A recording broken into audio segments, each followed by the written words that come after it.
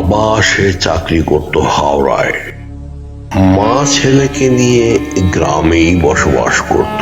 তবে ছেলেটি ছিল একটু বোকাশোকা, তবে বই হাতে নিয়ে কখনো স্কুলমুখী হয়নি।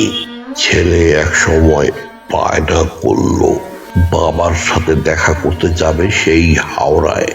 মা তো ভীষণ দুশ্চিন্তায় রয়েছে, এমন বলদ মার্কা ছেলেকে হাওড়ায় কিভাবে পাঠাবে। বাবা হাওড়াতে কোনো এক কোম্পানিতে সিকিউরিটি গার্ডের চাকরি করত। এইদিকে মা মনে মনে ভাবছে ছেলেকে হাওড়া পাঠালে নিঘাত হারিয়ে যাওয়া, কিছুই করার নেই। ছেলে বায়না ধরেছে, এটা পূরণ করতেই হবে। একটি চিলকুটে বাবার ঠিকানা লিখে এবং পকেটে গুঁজে দিল কিছু টাকা এবং বলে দিল, দেখিস নিজের প্রতি লক্ষ্য রাখিস, দেখিস হারাস না যেন।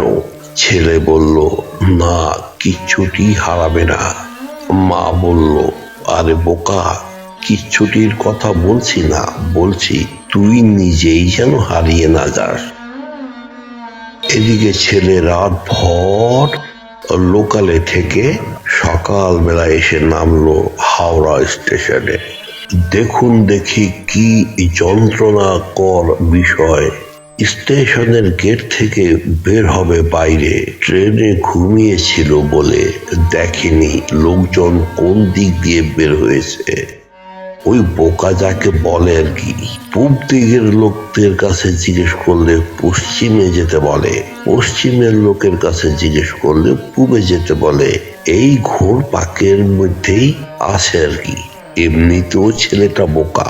রাতের একটি গাড়িতে অনেক লোক নামলো।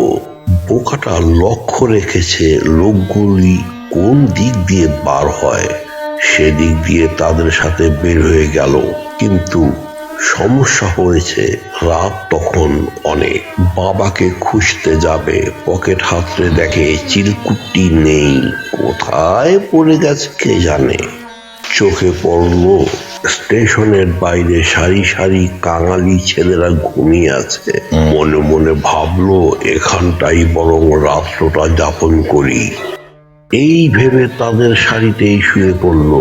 কিছুক্ষণ পর ঘুম থেকে উঠে বসলো, মানে শোয়া থেকে ঘুম তো আসেনি।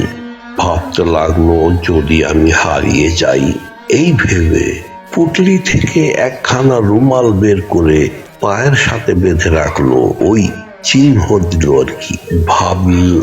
ভাবলো সকালবেলা ঘুম থেকে উঠে যদি পায়ে ও রুমাল বাঁধা দেখি তাহলে ভাববো আমি হারাইনি। শুয়ে রইল নির্দ্বিধায়, কারণ জানা আছে পায়ে তো চিহ্ন দেওয়া, হারাবে না। সাথে যে টোকাই ছেলেটি শুয়েছিল বিষয়টি সে লক্ষ্য করেছে এবং কিছুক্ষণ বাদে রুমালটি তার পা থেকে খুলে নিচের পায়ে বেঁধে রেখেছে। বলতে পারেন কাঙালিদের দুষ্টমির ছলে।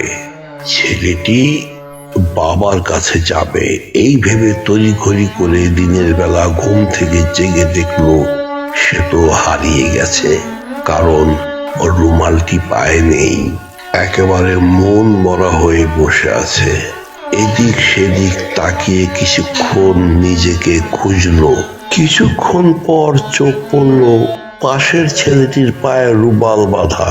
সেই রুমালটি এক টানে ছেলেটিকে তুলে ফেললো এবং বলল, তুমি যদি আমি হই আমি তবে কে? আবার জিজ্ঞেস করতে চাইলো, কি বললে? বলল, তুমি যদি আমি হই আমি তবে কে? ছেলেটি ভাবলো, আচ্ছা পাগলের পালায় পড়লাম তো। ছেলেটি দিল দৌড়।